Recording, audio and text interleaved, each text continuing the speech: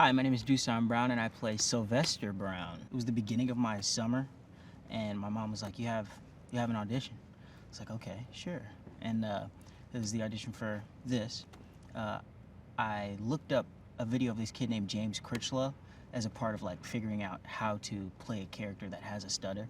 So I just watched people with stutters, and uh, and then I read with my mom. She's like my coach, and then I went and I did my self tape. I sent in the self tape, and then a few days later they were like, "Oh, they like you." A few days later they were like, "Oh, uh, you're on a veil." And a few days later they sent over the contract, and then the contract took a little while. So my dad, he kept asking like, "When's the contract coming in? Where's the contract? Where's the contract?" Just to ensure that I got the job or whatever. But yeah, that was pretty much the gist of it. It was enlightening. It was definitely like eye-opening to see Miss Davis basically attack the sides and script. And the first day of rehearsal, she came in and her script was like dog-eared. It was torn apart. There were pages, writing everywhere. It was just, she was searching for the truth in the character, as we all are. And she was just looking for this authenticity in order to play the character. And Mr. George was guiding her. And it was just really eye-opening to watch, because I'm also a young filmmaker. So watching that helps me as an actor and a filmmaker on both sides, and it was just amazing, honestly. My mom and dad make it a staple to introduce me and my brother and I to African Americans who basically uplift and write for the African American community, and August Wilson is one of those people who do it very, very well. Uh, and my brother, when I was mostly exposed to it, is when my brother did a monologue from Fences for a monologue competition. He got like second place, but it was the monologue blew me away. So I did a little more research on August Wilson. I tried my best to find some of his plays online. That there aren't very many, because I mean it's a play, but I did my due diligence of research prior to this, just to know, just to be knowledgeable about it. I'm her nephew, so she takes care of me, and by takes care of me, she's basically teaching me how to be a man, but in her own way. She's teaching me how to drive. She's saying, open the door, tip the bellman. She's helping me get my money so that I can send it home to my mom and basically become a young man. And I relate to that so much right now, because I'm also becoming a young man. When we got here, there were these contracts laying on the table, and my mom made me read them all. She made me sign them all.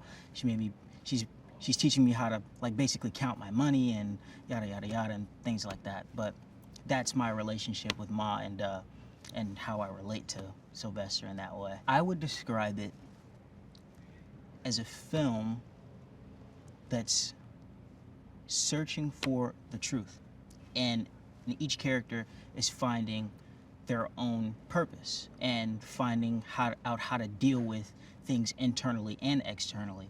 Ma's dealing with something externally, where her managers and her manager's overseer is basically taking advantage of her.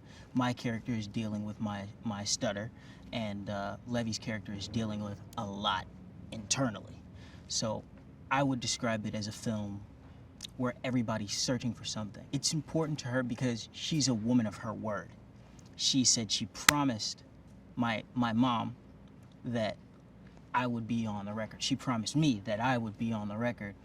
And I feel like she wants me on the record to help me overcome my stutter, as a way to basically put me under pressure and say, this is how you deal with pressure, first of all, and this is how you overcome whatever obstacles that you're gonna face in your life. You just go up and you just do it. And that's a lesson that I would learn, and that Sylvester has learned. When something is in your way, you just do it, and eventually you get it. It's a dream come true, honestly. And I know that's like cliche to say, but I've looked up to this guy for, I'm only 17, so I'd say about 17 years. And meeting him, they say never meet your heroes, but that is definitely not true for him. He sat down and he spoke with me and my mom for quite a while.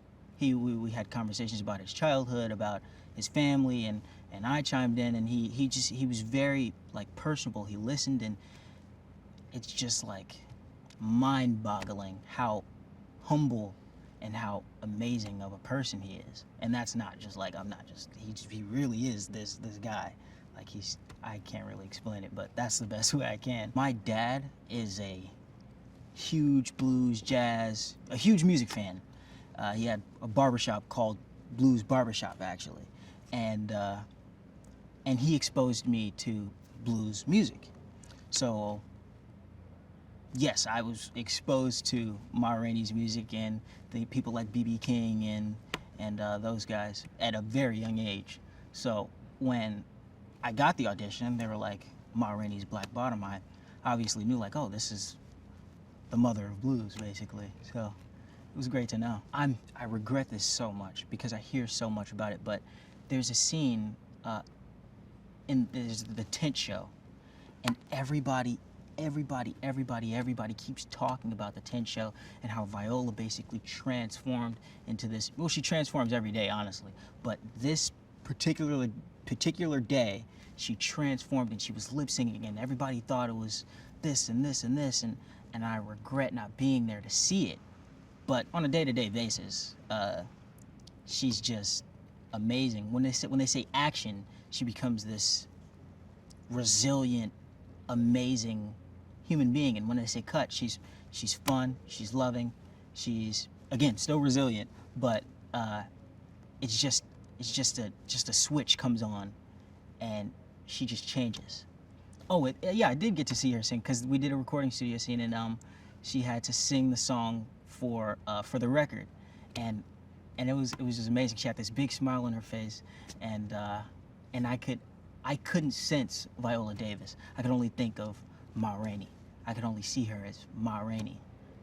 I could only see any of the characters as who their characters are, because they all flip on the switch and become, all these guys they're legends and legends in the making.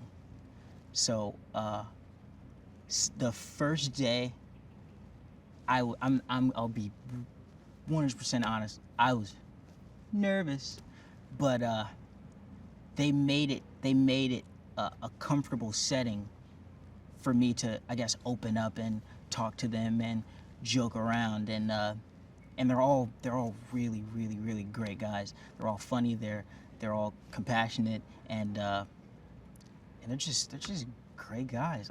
They're legends and legends in the making. That's the best way to put it.